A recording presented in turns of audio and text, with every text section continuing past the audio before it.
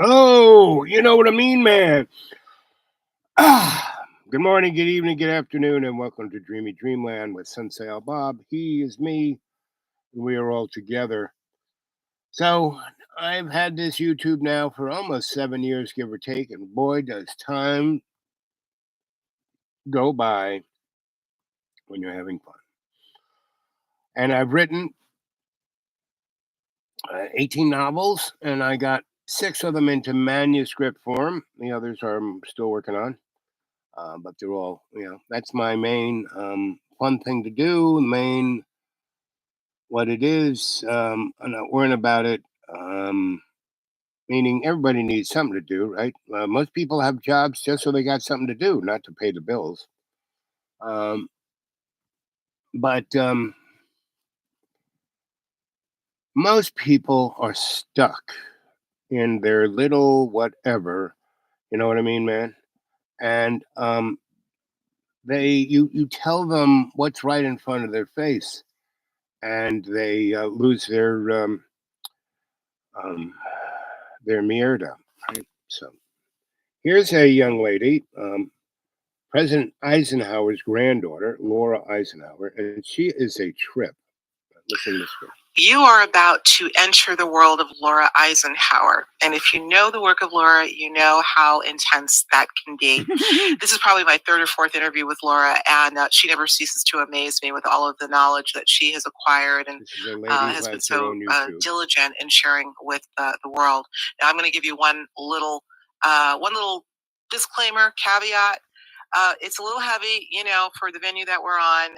So we had to. I had to indulge her though because I wanted to really, really have her get into the full story of what we're talking about. The question that I posed to her, and you will soon see, has to do with the nature of the false matrix that we may indeed be living in, and also alien abduction within the context of that. But of course, as with Laura, she does not stop there.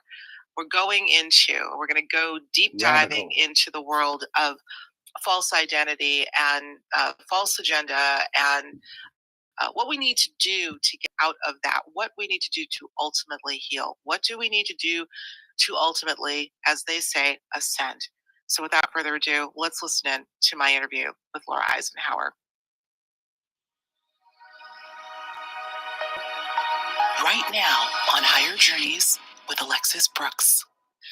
Hello, everyone. Welcome to Higher Journeys. And of course, if it's your first time here, I welcome you. I'm your host, Alexis Brooks, and I am joined once again with someone who I always love sharing the stage with, and that is none other than Laura Eisenhower. Laura, thank you for joining me today once again. Great to see you, Alexis. Thanks for having me. Always good to see you. Well, listen, guys, we're going to dive right into a subject that I love listening to Laura discuss, and it's complex. It has to do with what she has referred to as a false matrix. But I want to add another layer to this, Laura. I want to talk about this sort of false paradigm, what you've also called phantom matrix, and how it relates possibly to the alien abduction phenomenon. Two very, very obviously controversial issues, but two realities that I think many, particularly watching this show, would agree are happening to some degree. Let's start with the question: what is a false matrix as opposed to a regular matrix? It has a lot to do with the planetary grid network and how that's been manipulated, and things that took place after the Atlantean cataclysms that, really changed the nature of how we incarnate with just like. And you think nuclear war is scary? What this girl is talking about is like, what? Because we have multiple realities. We have all this sci-fi stuff going on that we're paying for. Like why do we spend close to $2 trillion a year um, on the Defense Department? Who are we scared of, right? And number two, how did baby boy George E.W. Bush and Dick Cheney and Rumsfeld lose $2 trillion in less than 6 months? And they were called on the carpet that day before 9/11. Rumsfeld goes, to in front of the TV camera and say, yes, that article in the Times about that we lost $2 trillion. Um, it's just a accounting error, and we have our best people on it. We have all the receipts, everything from Hardee's. We got all the receipts, and the next day, 9/11 happens, and the towers come down, Building 7 comes down, um, the Pentagon gets hit, and just guess where the Pentagon gets hit. The Pentagon gets hit in one of the rings, or many rings of the Pentagon. This one section that the Pentagon's just gone through a rehab to make it so terrorists can't blow it up. And the day after Rummy has that speech about what happened to the $2 trillion, and we're on it, and we got the best people, and we got all the receipts, and we got people. Well, the place where all those people were, the 130 people who died at the Pentagon, were all the people who were the accountants and were on top of it, and all the boxes of receipts and floppy disks and hard drives got toasted. So no one ever said anything about that $2 trillion. Not even did anyone say anything, because underneath the World Trade Center was the Federal Reserve, New York City Federal Reserve's vault of gold. And that just happened, that place where, boy, it's 3 weeks later and the fires are still going down there. All of that gold just went away, and that was close to like $6 trillion.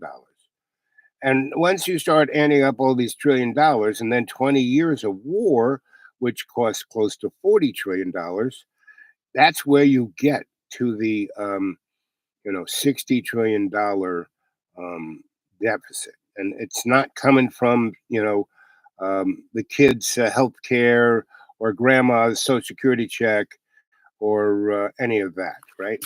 And basically, this false reality, there is no difference between Donald Trump and Joe Biden, the used car salesman.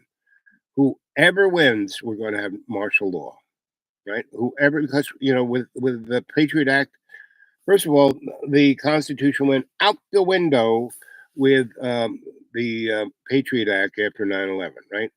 And then it's just each year it gets weirder and weirder. And so, with that little caveat, up to Laura Eisenhower we go.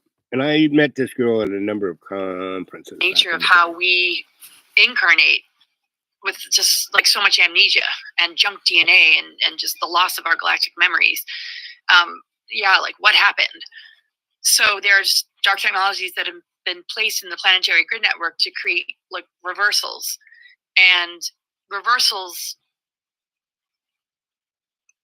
are all about unplugging that electric and magnetic energy of the masculine and feminine, and distorting it so that out of balance. So when we look at like patriarchy or patriarchal agenda and the manipulation of like the Saturn and Moon, like Saturn Moon matrix, dark technologies, and how these planetary systems have been just messed with and infiltrated. I mean, it goes way beyond just what we see as bioweapons or weaponry. It goes way back into our ancient and galactic history. The deep so it's a very complex, in-depth, kind of thing. Absolutely. But yeah, the manipulation of the planetary grid network really affects all evolution of life on the planet. And so it's really based on harvesting and siphoning energies and infecting our creative channels with psyops and propaganda and indoctrination, so that we are participating and enabling a false matrix, in the sense that what we're being thrown from the outside world becomes what we view as reality, and we invest in it. We form a dependency bond with it, and this has been going on for a really long time. That we forget that, wow, we're actually like a million years participating in a future that we really don't need to, because it is artificial versus organic ascension and the true planetary grid network, which is being repaired, just like our DNA within ourselves is being repaired and upgraded. When we can like move away from that and recognize the distraction and inversions that it likes to yank us into, then we can be on the trajectory of something much greater. Love And alien co-creation. abductions and just the presence of these sort of groups here play a part in manipulating humanity in this sort of mind control loop.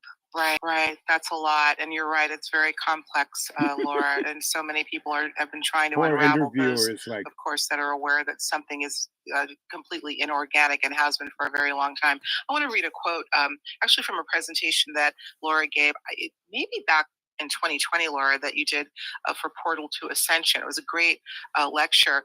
But I want to quote directly from that presentation where you said, "The dark factions timeline jump in order to continue existing without having to pass through the gates of destruction and recreation. This is because they were created through technology, not the divine creative force of existence." that's Sir. Yes, I said eggs for cholesterol. You can eat eggs, everybody. Studies showing high cholesterol. Technology, not the divine creative force of existence. Like Sir. End quote. Can you elaborate on that a little bit? Timeline jump. Yeah, well, when you avoid death Project. and you utilize technology to experiment. trick sort of the death process, then you're not going through what a soul would go through in order to face just your karma, and karma being correction, right? Like, where have you been out of balance? Like, what lessons do you need to learn or go through in order to just advance yourself as a soul? If you're avoiding all of that and you're weaponizing humans and using them to just make a mess of things on the planet, just it's a completely different sort of life cycle, right? So the whole idea of people consenting to this agenda is where they feel that if you're agreeing to it, then that's on you, not them. And if they can master tricking the whole death process, then we are like looping within their matrix underneath this sort of net that they're controlling. So they can engineer and grow humans like an underground basis, and hybridize and breed through these sort of abductions, and like utilize this technology to download their consciousness into like a new body, so that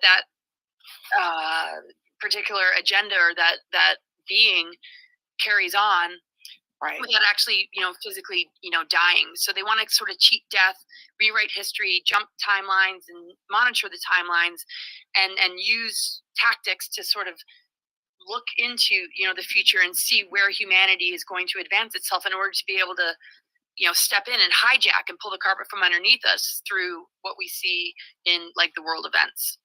And in doing that, we are giving our power to them, because they're vampiric and parasitic, and they need a host, as they also want to depopulate and get it down to a number, the smaller number of people to be able to easily manage. And this is just sort of how they cheat death. It's sort of like artificial immortality, and using all these different initiations to gain sort of like knowledge and occult knowledge, but in a sort of dark and inverted way, to exploit instead of help awaken and enlighten, so that they can be in charge and in control, and dupe us out of our own birthright and our own process of awakening that's very organic and connected to the planetary system repairing itself and its grid network from all these invasions from fallen beings. So it's a very interesting planet, Nephilim as in far the as Bible. just how Going into the it's wanting to daughters of just man, like take over and separate us from nature, so that we move into a more transhumanism, artificial intelligence, separation from our soul matrix, so that that we're empty vessels that are just enslaved even further into just serving whatever they want in order to maintain power and control. Right. And survival. Wouldn't it be fair to say? I want to show you a clip that we did with Daryl Anka, who, of course, channels Bashar, having to do with the survival of their own species. Now, again, I know that there are multi layers to this, but Laura, I want you to watch this and maybe comment on your thoughts on what Daryl had to say about this aspect that's going on. Watch this real quick, and we'll talk on the back end. The Greys are not aliens. They're mutated humans from a parallel version of Earth that destroyed their version of Earth to the point where they had to go underground. They mutated. Their eyes got bigger to see in the dark and all this kind of stuff, but they had to mutate to survive. They tried cloning themselves to save their civilization, and that didn't work. Over generations, things started failing. They knew that they were basically in the process of dying out.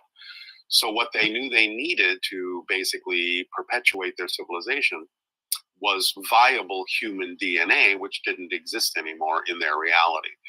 But they used their advanced technology to tunnel into parallel realities, to shift into parallel worlds like ours, parallel versions of Earth that exist simultaneously with theirs, where viable human DNA was still existing.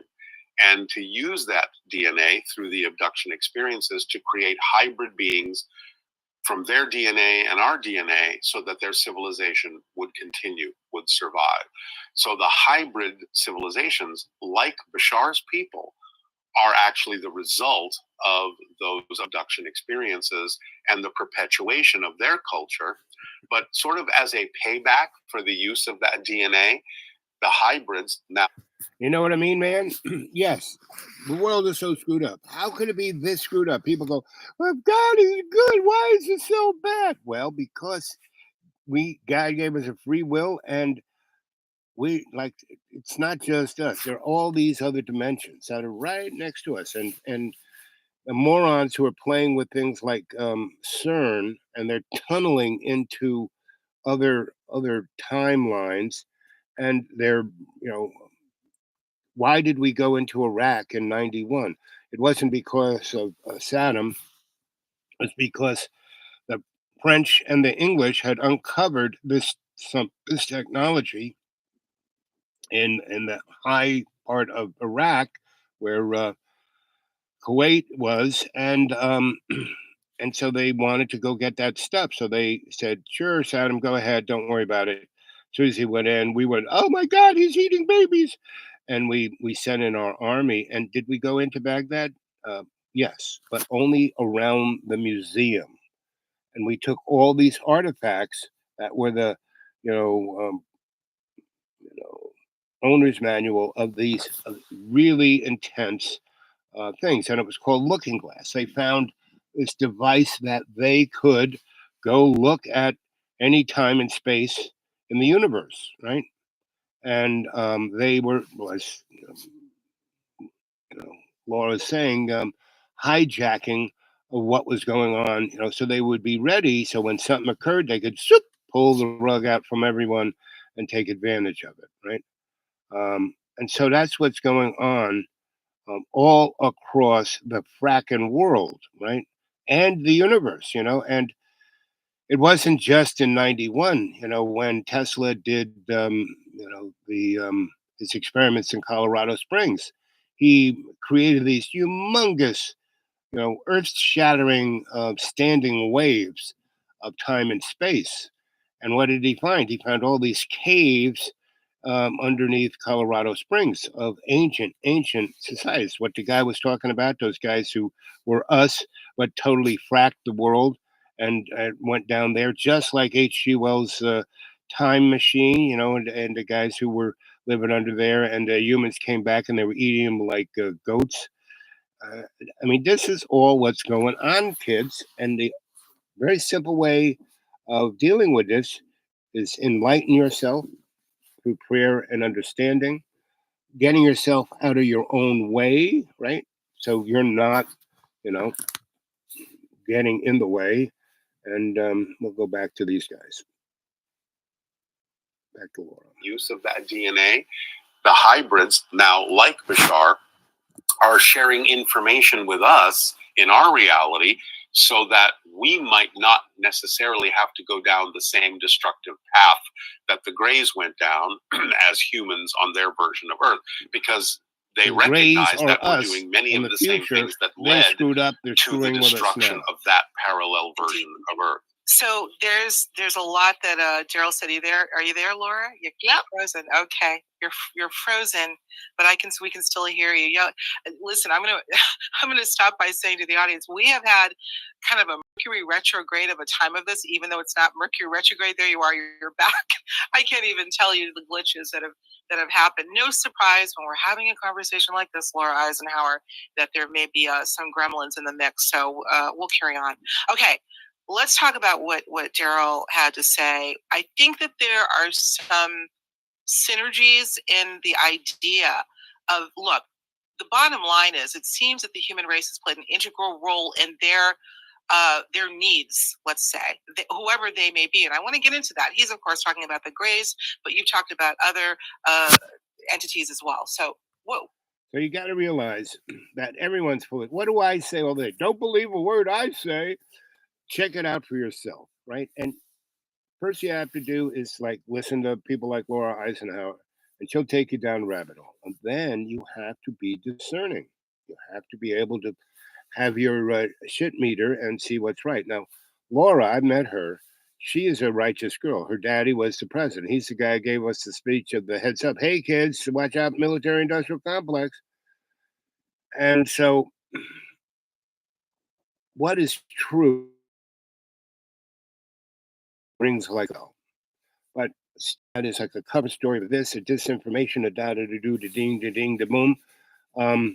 It's, for every piece of crap there's a truth there, and find that truth and follow that thread of the truth. So, Jamie, what do you say? Bashar is full of it. How so? Who's this other person here? Had that Saddam held up was energy weapon. Yeah, well, and were you there? I had no idea. But those energy weapons do exist, And Saddam, I myself don't think Saddam was off, because when you see that video of where he gets hanged, right? So they're in some kind of warehouse. Saddam shows up stage right, comes down these steps, walks across the warehouse, goes up some other steps to where the noose is, right, and the trap door. And the whole time, this guy, but we're seeing him from at least 100 feet away, and what you see the whole time, he comes through that door, and he's looking at his arm, and he's wearing $1,000 suit, and he's wearing like a $15,000 camel's hair coat, and he's like rubbing it like he's never seen anything like this before, right?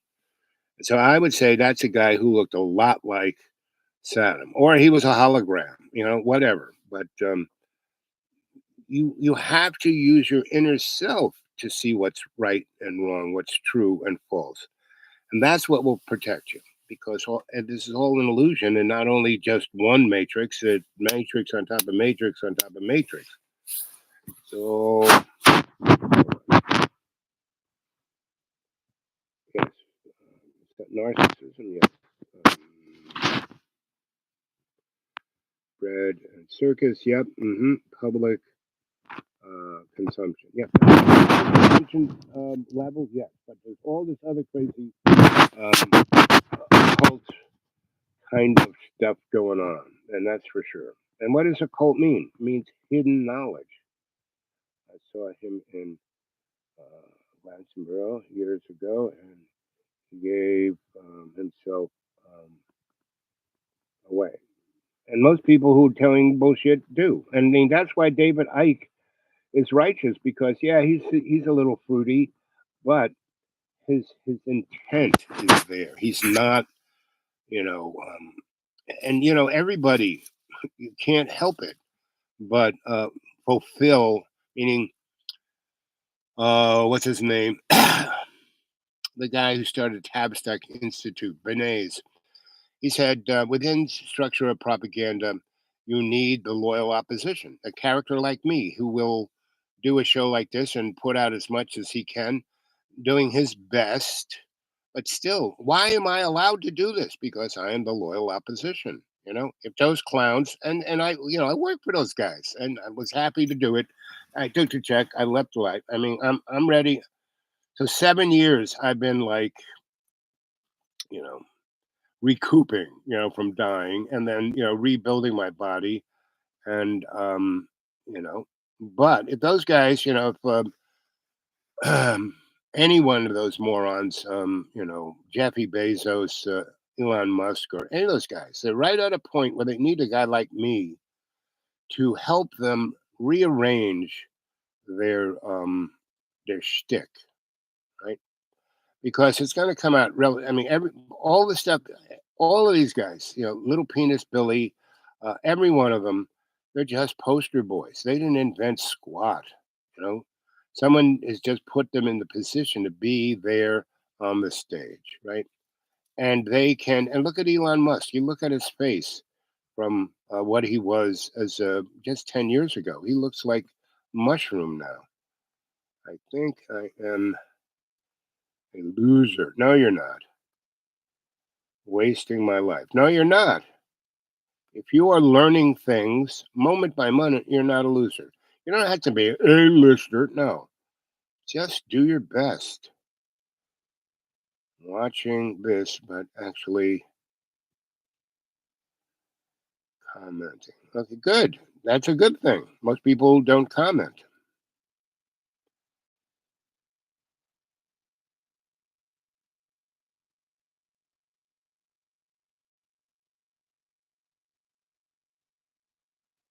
So, so Swami Bhaktananda, he's all right. I know the boy personally, and you know, he is. I'm my newest thing to say to anybody. You know what I mean, man? You know what I mean? You know what I mean, man? That, and, 'cause I know people who that's all. They say something. You know what I mean, man? Like I have a friend, it drives him crazy, right? So now I say to him, you know what I mean, man? And he has to laugh. So that is, you have to realize that Swami Bhaktananda, he is, everything he says is kind of the opposite sideways, right? So you just have to realize that. Uh, you do your best. Yes, exactly. That's what you got to do. And Swami, he does. He's all over the place. He's a traveling man, that guy. Information in some choice previous videos. Yep. So back to Laura, right? Oh, ba-doop, boop, boop. So this is Laura Eisenhower, Expose False Reality and Hidden Things. And this is Higher Journeys. I'm going to subscribe to this girl because I like what she's doing. She's doing her best. Oh, okay. And she puts a great little schematic of a power thing for your cell phone, which is quite interesting. Okay, back to Laura. But you've talked about other entities as well. So, what were your thoughts on what Daryl had to say? Yeah, well, that's exactly what's going on. I mean, we're being faced with the same kind of thing where humans are being genetically modified to become like a drone body that appears exactly like an EBE or a gray alien worker. And these biological drone bodies are without gender, without genitals. They can't reproduce, without human intuitive or the emotional sensory abilities, and so they're unable to enjoy what we as humans enjoy, like bonding with through love and connecting with empathy and compassion and being able to mate. I mean, it's just so all the different tactics that we're seeing on the planet right now, the gender reversal agenda and just what people are putting into their bodies is like all a part of that agenda. And this over the course of time does create what we know of as like an EBE or a gray that really isn't a real extraterrestrial. And so the abductions have to do with gaining genetic material.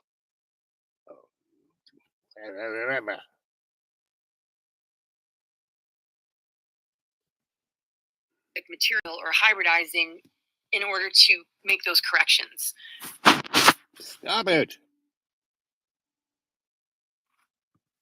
Material or hybridizing in order to make those corrections. And so we're seeing so many different aspects of the timeline play out where we're not really dealing with linear time. We're dealing with different species and different humans that are trying to recover or rehabilitate from what has taken place previous, while we're also being presented with choices that could take us down that same trajectory that lead to these scenarios where humans are being abducted.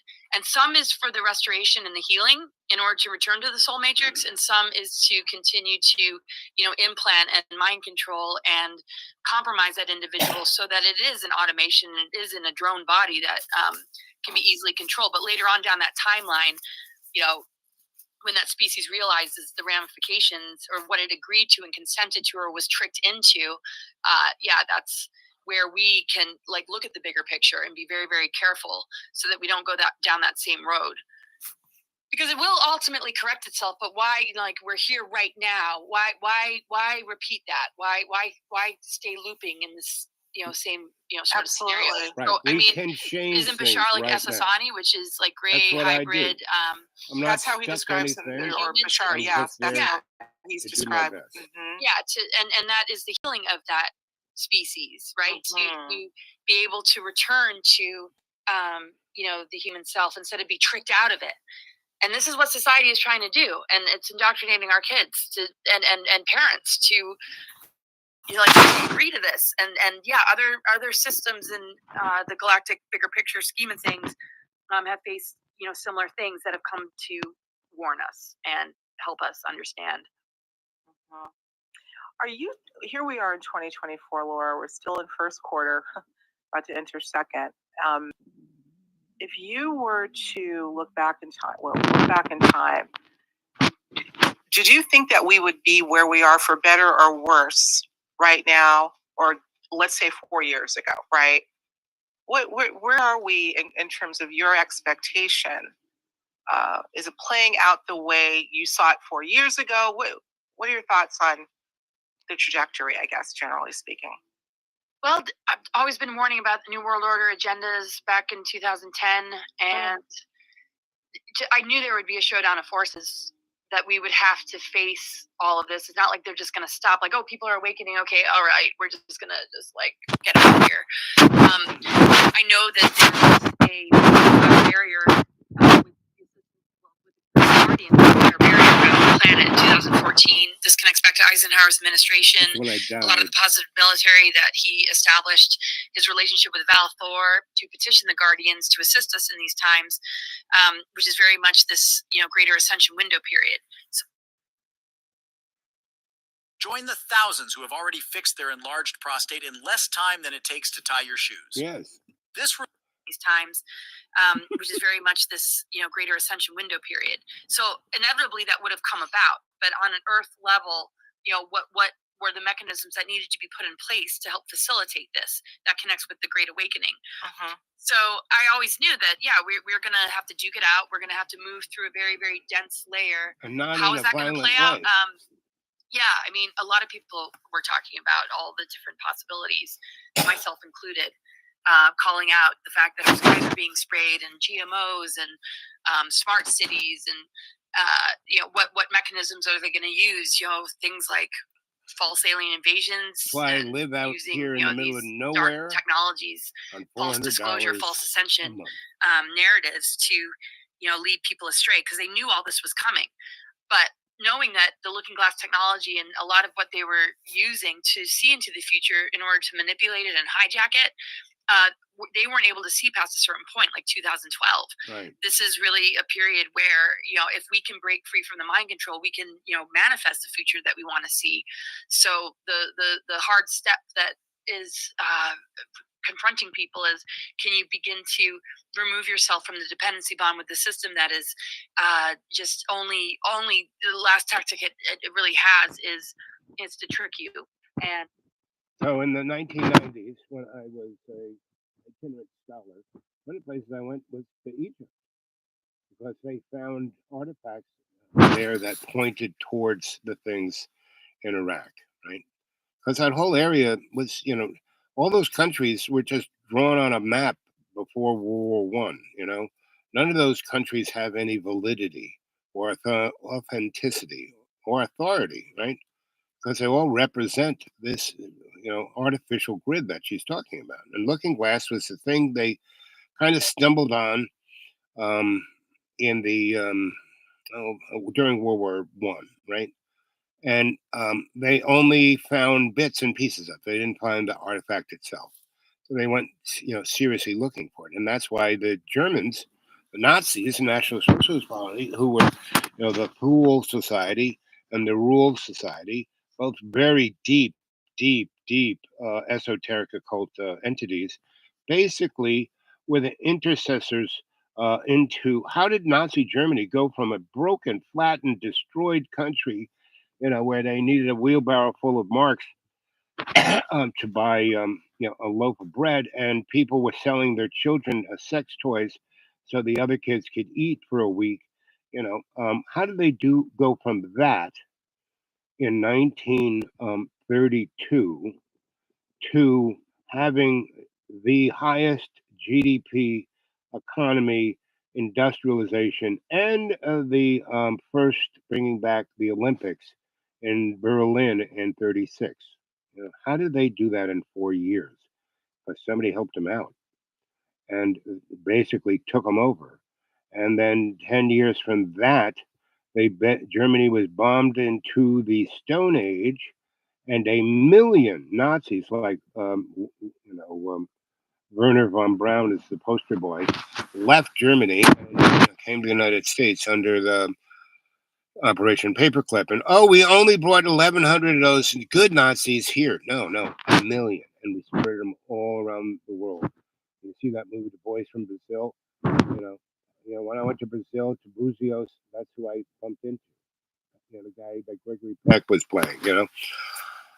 So that's and Adolf Hitler was a character. He was a loser. He couldn't even get into art school, and he becomes the Führer because they took him over. That wasn't him inside that body. That body was the poor little broken boy was swept away, and a new creature went in there, right? And a lot of, and you have to realize that the United States, England, Spain, and there were entities. This is a um, political oligarchy, meaning they're people. They're not just Nazis from Germany. No, they were Nazis. Hail Hydra. You know, um, Good old Stan Lee was really trying to give us a heads up with the Marvel comics. All of those things he's talking about is exactly what's going on, right? And so just watch those movies. That's what you're going to be seeing, and that's what you're seeing now, you know. But there's more good in this world than bad, and that's why they want to get rid of the population. They want to knock the population from about the 8 billion people there are down to 500 million. That's a workable number for them, and so because they can't control that spiritual energy of all those people, right? So. Um, Yep, the Harriman Brothers Bank. Yep, exactly. Um, Rothschild, Rothschild's baby. Right. So those guys, all of those people that you can see, like the Rothschilds, the Harrimans, the Bushes, you name it, Rockefellers, they're just poster boys. They're not even top of the pyramid. They're middle managers, right? Anybody you can see is middle managers. Prescott Bush. Yeah, Prescott Bush. you know, George H. wasn't from the loins of Prescott Bush. George H. Was the son of a Russian spy who was brought into the United States to be one of Tesla's assistants. And that kid's book, Curious George, that's George H. Bush. And the man with the big hat, that was Prescott Bush. And so the Russians are in on this. Russia, was end of World War One, the czarist um, political dynamic of Russia had a lot of esoteric elements in it, and it was thrown under the bus and brought in, the loyal opposition, the communists, right? It's an economic system that can't work. Social democracy is a nice little interim thing, but it too, the bottom line is everyone has to be interconnected to this grid that Laura's talking about in a spiritual, why I constantly see all our relations. That is the spiritual grid. And all you have to do is quiet yourself, don't be distracted, and bango, there you are, right? And so, people go, so you're talking to God, people can sense that there's something going on with me. Well, God ain't like, hey, hey. No, it's not that, like I said, I know Bhaktananda there. If that is the guy I think I know is Bhaktananda, because he's too is another character that is seen a lot. I mean, he was caught in the middle of the Yugoslavian war. He has, I'm telling his dirty underwear, and maybe he doesn't want me to tell you about this, but so he has seen a lot of stuff, and so he has to deal with it in a lot of strange ways. Me, I just go full bore, straight up. Here I am. This is what you get, right? 1930s Germany has enemy of the world, countless wasted, and we're World War One and World War Two wiped out. See, after the Civil War, the world, that he was talking about the deal Eisenhower tried to make with the guys from somewhere else, the good aliens, or you know, um, the guy named Thor. There, one of the guys I knew who were like that. His name was Dirk Dorge. He gave me his business card at the UN once, and he handed it to me, and I kind of like this. There was no cards there, and I looked at it, and it was all like his name and stuff. And you looked at it, and it was like you went into other dimensions. And this little telephone number was there, and I can't remember telephone numbers, but that one seared into my brain. And every time I picked up my phone and I thought about him, it would ring. My yellow phone in 13th Street. And that phone, it was in the burned out building where the whole neighborhood had been redlined and no one had a phone. And I basically called him, hey, I want a phone in my burned out building. And when the phone man came, he was like, I can't stay here. It's too dangerous neighborhood. So he gave me like 3 miles of, outside phone wire and the tools to hook in to the frame. He drove me over to where the frame was, and me and a couple of kids like ran the wire 20 blocks over buildings, over streets, and lamps into my place. And he gave me, he gave me like $20,000 worth of shit. Nobody does that, meaning, And so I had all this equipment. I had a phone that I could hook onto any of the phone that the phone man has that you can plug into any place. He gave me one of those and a frequency generator and a whole bunch of stuff, right? That allowed me to figure out how to put a phone into this abandoned building. And like I said, I was at the UN at this conference, and Dirk was there, and he's like 12 feet tall, really good looking guy. And boy, was he hung. He had like the schwanz there on the spot. All the girls were like, woo! It's like his schwanz was as big as my fist was like the head of the schwanz. And, my forearm was how long it was. And it would be right there in his pants. And the girls were like, my wife, when she, I'm talking to him, and she walked right into his schwanz. It's like he's 12 foot tall, so her face like bang right into the schwanz. And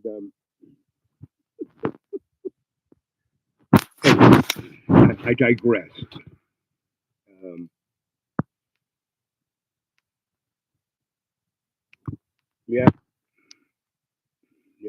gutter to the top in 4 years. Yeah? And no one questioned that. That's, question. All these people. I was talking again, the guy who's the scholastic, and every time I describe what's going on, he goes, well, you can make anything, you just, that's all you do, it's this hidden agenda, blah, blah, blah. No, it isn't. It's a bunch of people, there's a stream, and some people win, some people lose. And this guy's, because he's scholastic, he knows, No, he is in that artificial. I mean, he doesn't have to. His parents were really wealthy people out there in the patch, right? And they were um, one of those guys, Christian scientists, but the other ones who wear the golden underpants. And he went to Brigham Young or whatever that guy of the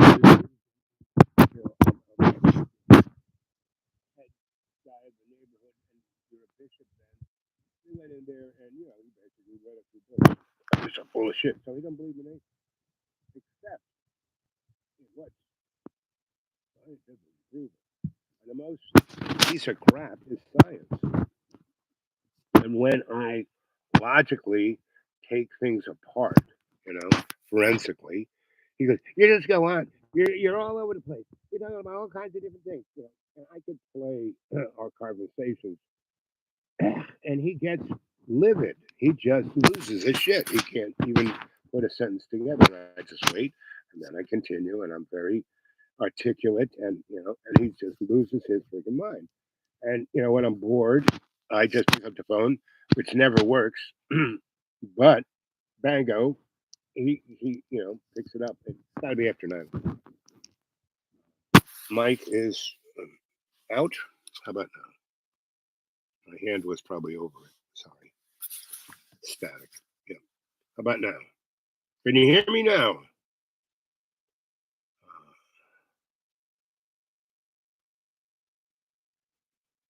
The guy. Yeah, in the cowboy outfit. Yes, Dirk Dorch. United Nations, 12 foot tall, wearing a kid's cowboy outfit and a schwanz the size of my arm. And no one even blinked. Good looking too. I mean, he was really, 12 foot tall. That's a tall dude. But everything was except. I guess the schwanz was in proportion, right? If you're 12 foot tall, I guess you get a schwanz the size of my arm, right? So I'm only 5'11". So anyway, yeah. Anyway, and then when I asked my wife later that evening when we're back at our place, the loft, I said, "Honey, what do you think of Dirk Dorch? Who? The big tall guy? Who? The guy in the cowboy outfit? Who? The guy with a big schwanz that was like right in your face?" I don't remember. And I asked a few other people around there. So who is this guy, Dirk Dorch? Who? The guy in the cowboy outfit. Who? The guy who's 12 foot tall. Who? You were talking to him. Who? And this is 1975, right? 75 to 77. So that kind of crazy stuff was going on then. And I'd already been, part of the U.S. Psychotronic Society, the Thule Society, Manilovsky's Theosophical Society. See, from the Civil War until when Woodrow Wilson got in, the world was changing. Post Kellogg, they were trying to change everyone's diet to a healthy diet, get them off of the shit, get them, back to where they were, and like that. First you have the Spanish American War, which was a shock. It was like a 9/11 shock to the American conscience. And it allowed them, before everyone just read the newspaper that Bob over there in the corner downtown printed, right? But around, the Spanish American War, that's when, like Fox News came in, right? It was called Hearst and Pulitzer, right? It was the same exact. You go to digital files. The only files that are trustworthy about history are the things that are in the libraries that are still on microfiche that were like put in there in the 60s and 70s. And that's where I spent a good 10 years in those as the itinerant scholar looking at that and bumping into people who were amazing, guys who were what are known as archivalists, right? Better than historians. Anyway, because historians are basically scholastics, archivalists are, heroes, right? 66, but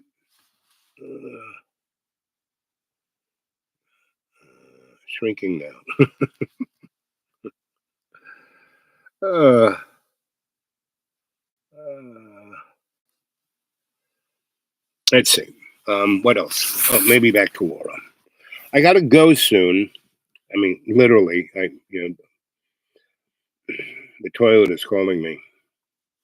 Trick you, and how that infects the mind and kind of overtakes the nervous system and overrides our ability to have critical thinking and intuition and sovereignty and access to our creative imagination, that we have to just stand strong and protecting and shielding from all these assaults and attacks. But the thing is, you don't need a special toy to do all that. All you need is conscious intent and conscious awareness. If you're conscious and its intent is to be your best, not to go along to get along, not to be an A-lister, not to do it. I mean, Katy Perry, where is she now? She was the it girl, and she had a great voice, and I loved her songs, but she was so sucked up. Right? Where is she now? Right? And there are tons of people in the world of movies, music, entertainment that just get sucked right up. You never see them again. And if you do, they are, a drone. Well, anyway, I definitely have to go use the facilities. And I have to drive there. Let's see. Interesting. The area club was silent during the hour wars. Again, it's all a big club. Yep. And we ain't in it.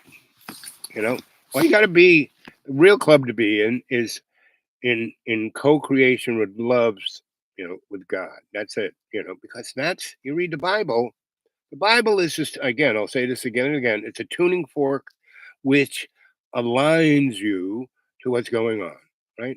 It's not a document of a law, but you need a lawyer. You don't need a Pharisee. You don't need a priest. You can do this yourself.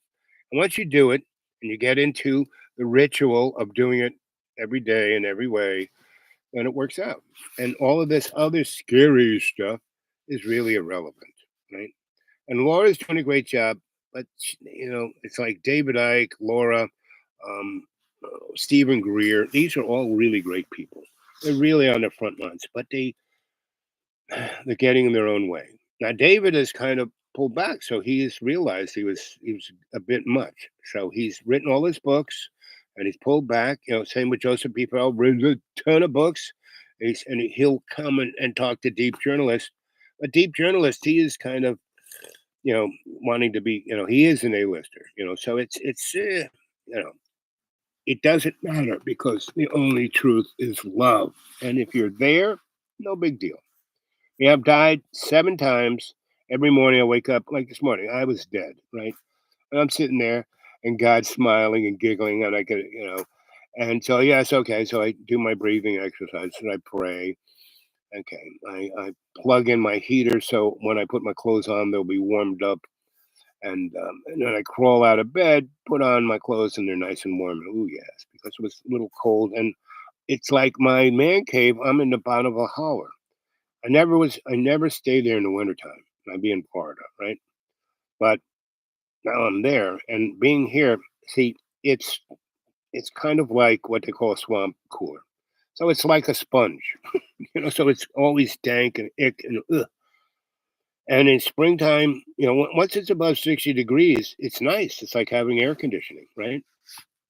Um, so, late spring, summer, fall, up until December, it's great. After December, It's like living in a cold sponge. And sometimes you wake up with your eyebrows frozen, like I did the other day when it was 18 degrees inside the man cave.